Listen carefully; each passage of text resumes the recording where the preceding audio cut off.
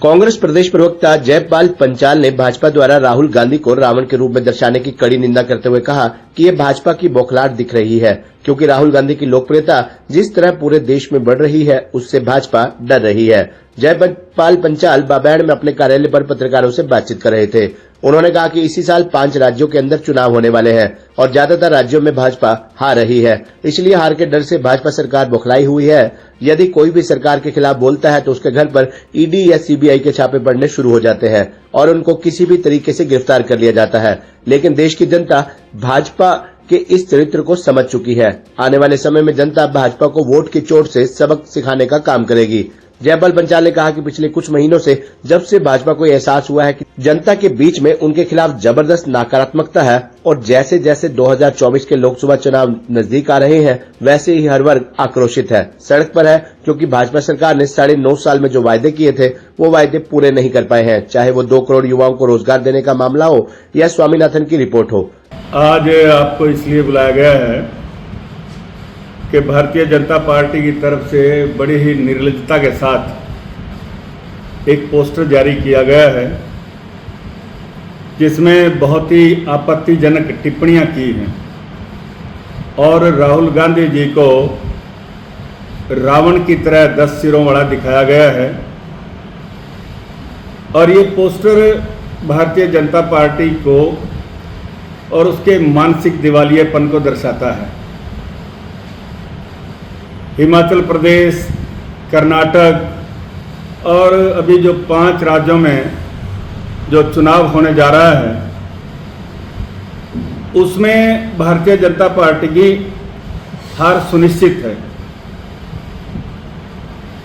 इसी के डर से भाजपा एक बार फिर इस देश को सांप्रदायिक आग में झोंकना चाहती है और इसीलिए वो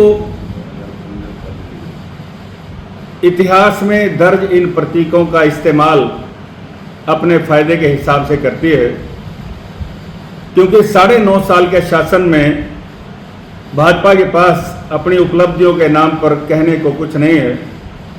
उसके खाते में 0 बैलेंस है, क्योंकि सांप्रदायिक भावनाओं को भड़काकर भारतीय जनता पार्टी एक बार फिर उसी प्रकार की राजनीति करना चाहती है जिस प्रकार की राजनीति करके 2019 में राष्ट्रवाद के नाम पर और धर्म के नाम पर इस देश को गुमराह करके 2019 में सरकार भारतीय जनता पार्टी ने बनाई थी। राहुल गांधी जी ने इस देश में 4000 किलोमीटर की यात्रा केवल इस देश के लोगों को समझने के लिए की थी।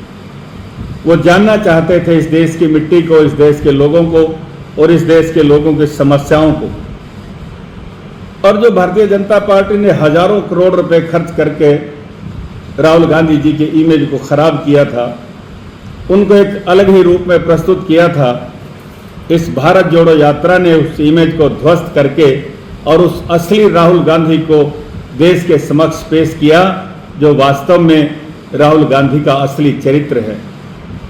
वे व्यक्ति जो इस एक राजघराने में पैदा हुआ, जिसके परिवार में 3 प्रधानमंत्री हुए, वो राहुल गांधी आम जनता को गले लगाता है।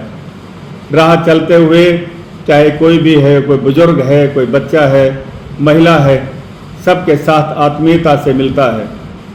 वो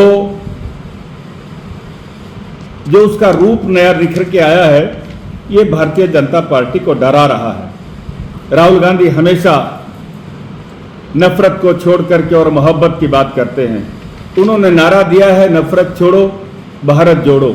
उस राहुल गांधी को भारतीय जनता पार्टी किस रूप में प्रस्तुत करना चाहती है, जो एक वैज्ञानिक दृष्टिकोण रखता है और देश को वैज्ञानिक दृष्टिकोण से आगे बढ़ाना चाहता है, लेकिन भारतीय जनता पार्टी उनको गलत रूप में पेश करके फिर से एक बार ये प्रमाण देती है कि उसके पास किसी प्रकार की भी कोई सामर्थ्य नहीं है जो देश को विकास के रास्ते पर आगे बढ़ा सके। जो हर रोज कभी कुली, कभी किसान, कभी बढ़ई, कभी ड्राइवर, अन्य कामगारों के पास जाकर के न केवल उनके काम के बारे में पूछता है उनकी दिनचर्या को समझने का प्रयास करता है, लेकिन उनकी समस्याओं को भी सुनता है और उनको भरोसा दिलाता है कि यदि कांग्रेस सत्ता में आती है तो हम आपकी इन सभी समस्याओं का निवारण करेंगे। लेकिन भारतीय जनता पार्टी उस व्यक्ति का चरित्र हनन करके क्या साबित करना चाहती है?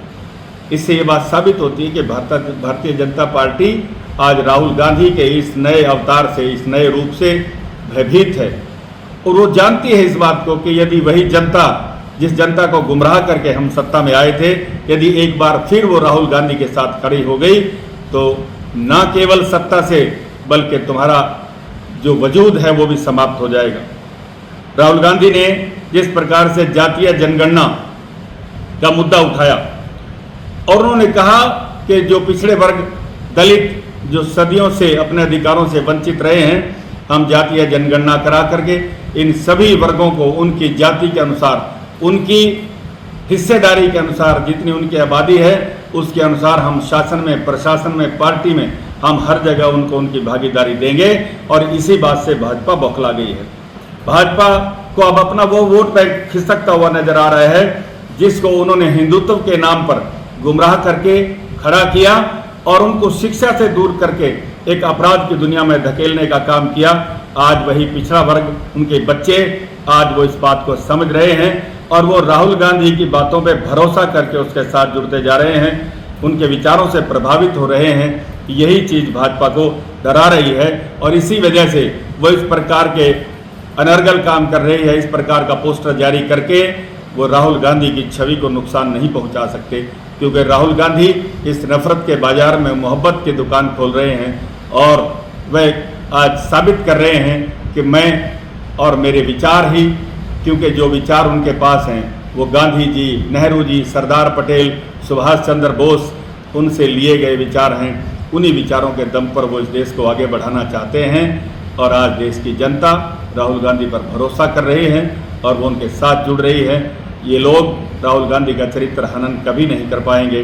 कांग्रेस पार्टी इनकी इस कार्य प्रणाली की निंदा करती है। खबरनामा हरियाणा के लिए बाबैंड से राजेश शर्मा की रिपोर्ट।